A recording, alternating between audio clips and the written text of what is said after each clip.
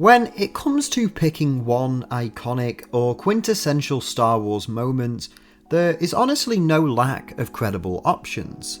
From the throne room sequence from Return of the Jedi, to the shocking twist ending of The Empire Strikes Back, I Love You, I Know, Han and Chewie's return to the Falcon in The Force Awakens, or the Mustafar fight from Revenge of the Sith, just to name a few. However, when I was tasked with making a video on my favourite Star Wars moment, my mind instantly gravitated to a completely different one. Now, before you start typing in the comments, I know, The Last Jedi isn't everyone's favourite Star Wars movie. Hell, it came out 2 years ago, and it's still being debated within the fandom on a daily basis. I get it, and that's okay.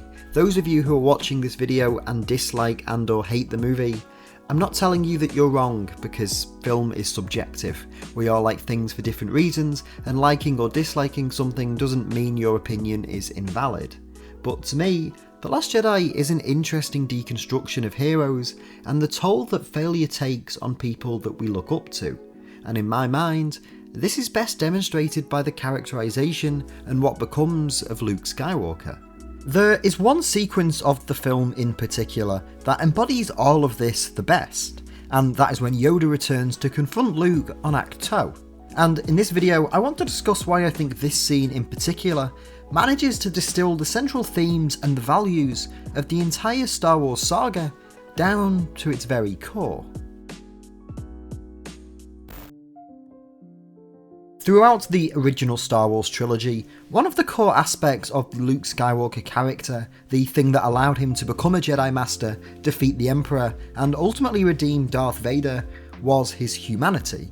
Luke's compassion and emotion is pivotal to understanding his arc and his character throughout the original films.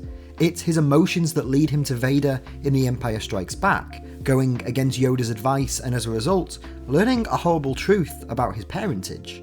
It's his emotions that then lead him back to Vader in Return of the Jedi, seeking to redeem and bring his father back to the light, and it's his emotions that cause him, when forced to fight his father, be tempted to the dark.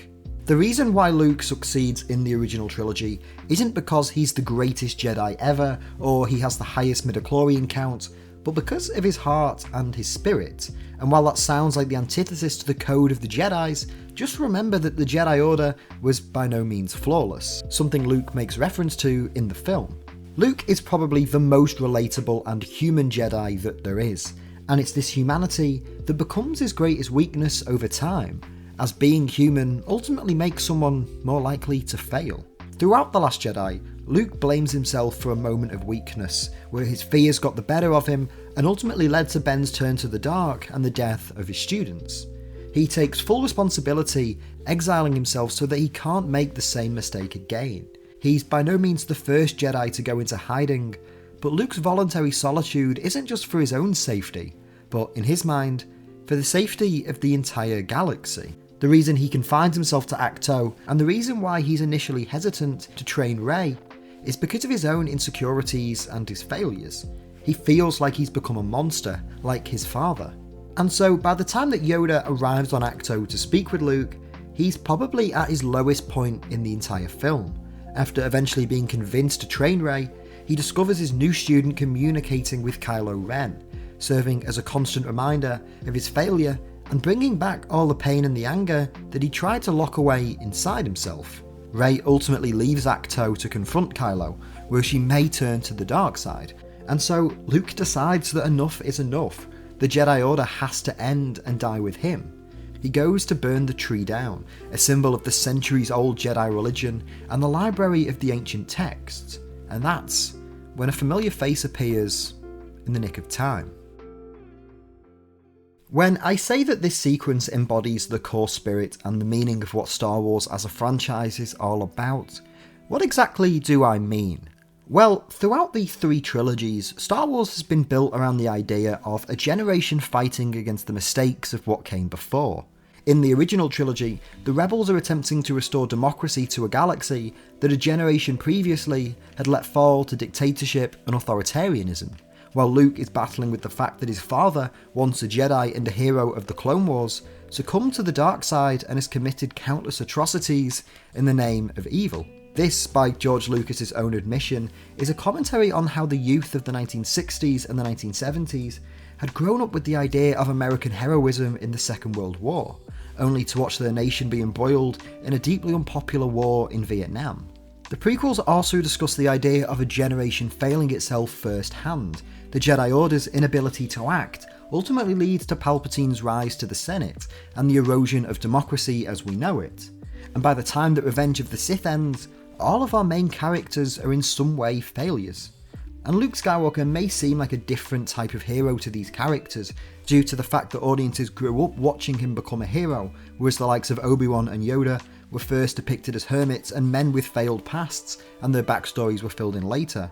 But Luke, like those who came before him, is not immune to failure, but it's how one redeems themselves from failure that defines a hero in the world of Star Wars. In the scene where Yoda confronts Luke, one of the most powerful lines of dialogue is, "The greatest teacher failure is." At this point, Luke is at his lowest. The wounds of his insecurities and mistakes are opened up by Rey's departure to meet Kylo Ren. Yoda knows what it means to fail. He has felt the same way that Luke does at the end of Revenge of the Sith, and he knows the importance of accepting one's mistakes and using them to build a better future for the next generation. While he and Obi-Wan may have failed Anakin in their own minds, they were given a second chance at being mentors with Luke, and he ultimately became the hero that fulfilled his father's legacy. When Yoda destroys the tree containing the ancient text, he's telling Luke not to hold on to the past, in a way unable to move on from it, but instead to take the lessons of the past and carry them with you into the future. By embracing failure, Luke can finally overcome the past that has shackled him to Ahch-To in exile, and learn from it in a way that allows him to truly become the Luke Skywalker that he was destined to be. Without this scene, the climax of The Last Jedi simply wouldn't work. Luke's projection on Crate, his confrontation with Kylo Ren, and sacrifice to allow the Resistance to escape is not only a moment of extreme heroism, but the ultimate second chance that the character needed to, in his own mind, redeem himself. The end of the film suggests that Luke Skywalker, the legendary Jedi Master, is an idea stronger than any lightsaber or any military. He saves the Resistance and defeats the First Order single-handedly, without the use of violence or physical confrontation, just simply his presence. For this moment, Luke remembers what it means to be a hero, becoming a symbol of hope that transcends any failings that the actual person of Luke may have had. He becomes something much more, something greater than any simple human could ever be.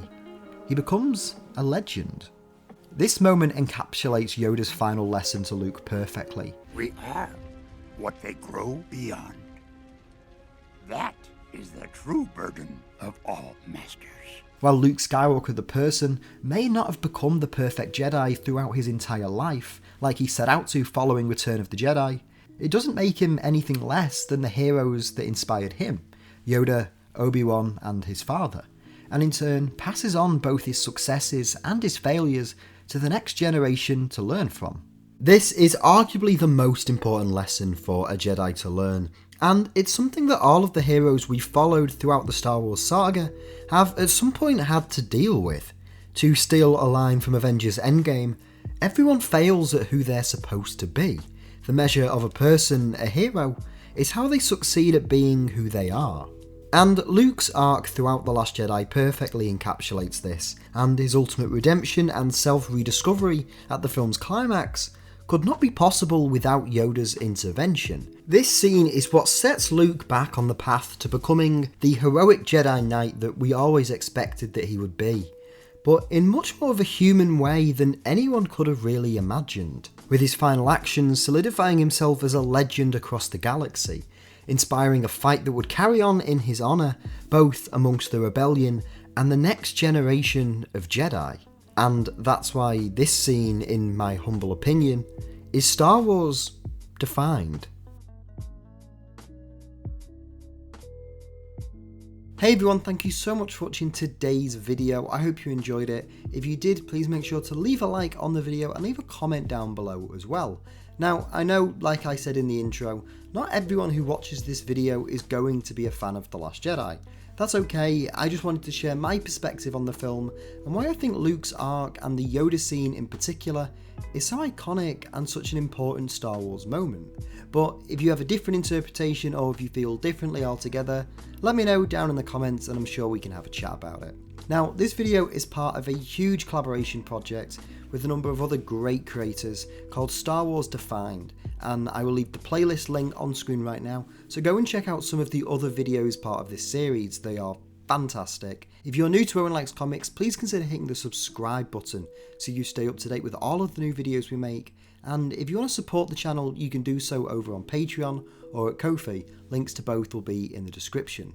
You can follow me on Twitter just at Owen Likes Comics, and that's all for me in this video. I will see you all next time. Thanks for watching, and until next time, take care and keep reading.